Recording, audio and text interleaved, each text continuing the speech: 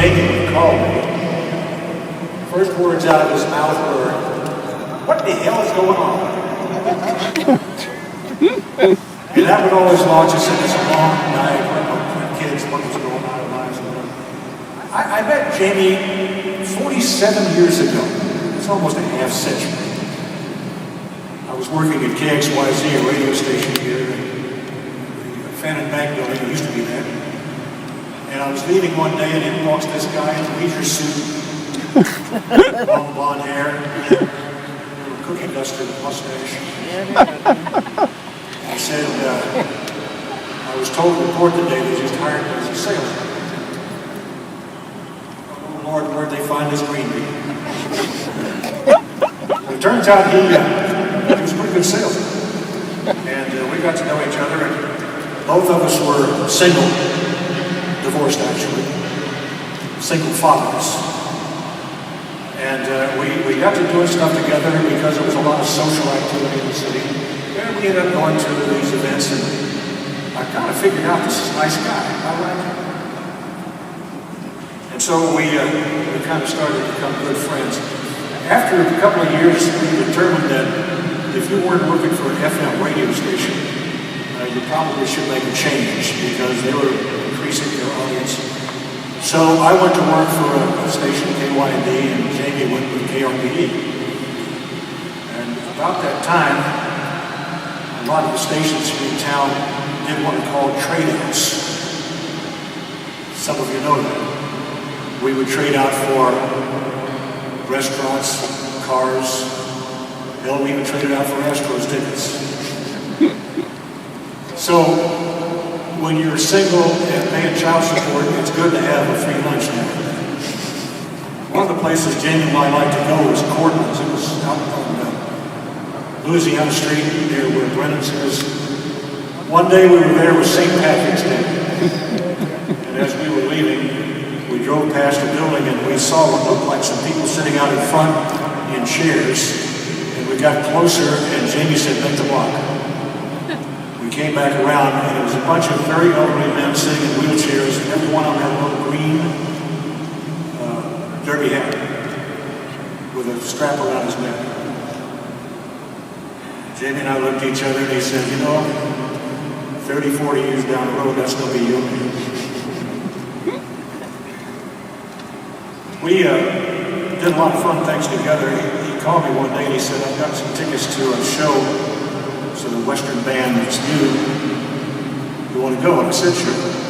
He said, you got any cowboy clothes?" I don't know. So I put on my best lime-colored leisure suit and went down to Cutter Bill's and bought myself a cowboy hat. And we went to this it was a movie theater that had been torn down or not active anymore. Liberty Theater. It was over here on Shimmerman, not far from where we are. We walk in and the theater chairs had been taken out and they had put in little long, narrow wooden tables with folding chairs behind them.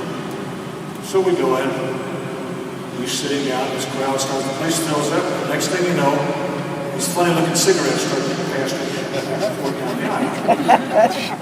To this day I don't know what that was about.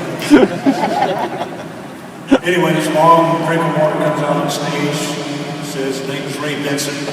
Wants us to meet his band called Sleep at the Wheel. What a show they put on that night. One of the things we'd like to do after we kind of got to know each other better was we'd like to drive over to San Antonio the first weekend in April. They had a Starving Artist Festival. We'd go over there just to have a weekend, get away and whatever. After doing this several times, now, remember in the 70s the speed limit was 55? Remember that? Normally it takes about 3.5 hours to drive from here to San Antonio. This particular day, because of roads constructions, it was pushing 4 hours. By the time we got to the outskirts of San Antonio, there was a rest stop where we normally stop and let the ladies use the restroom. We're sitting out there on the berm, the traffic jam down the freeway. Yes, Jamie turned around the moon. I've got the picture. No, the grandchildren cannot see it.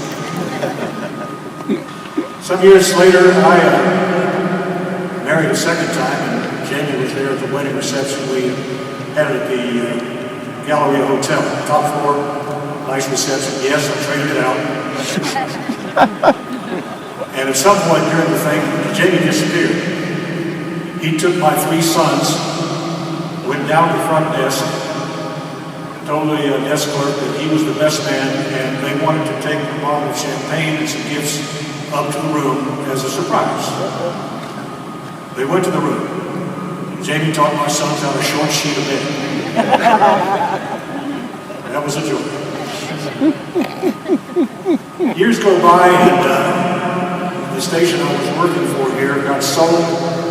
I got fired, and the only decent job I could find was some startup company over in San Antonio called Clear Channel. So I was getting ready to pack up and leave, and Jamie calls and he said,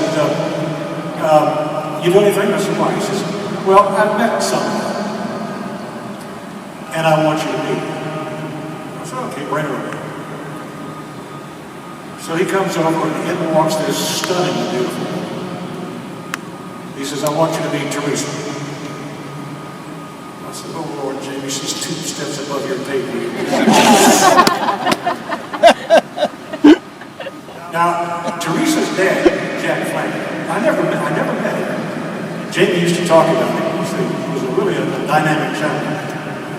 And I'm pretty sure that Jack Flanagan got the point across that he would not look favorably on any guy who didn't treat his little girl with respect. And yes, he did. And they got married. One of the great love stories of all time. Teresa, you're still as beautiful as I first met you. Well, some more years go by. Jamie finally gets a real job. Goes to work for the Astros. And once a year or so, we come over from San Antonio, we get together, have dinner, whatever. And, years ago when we first met, he said, you know, I've got this mole up here at the top of my head. And he was worried about the receding hairline.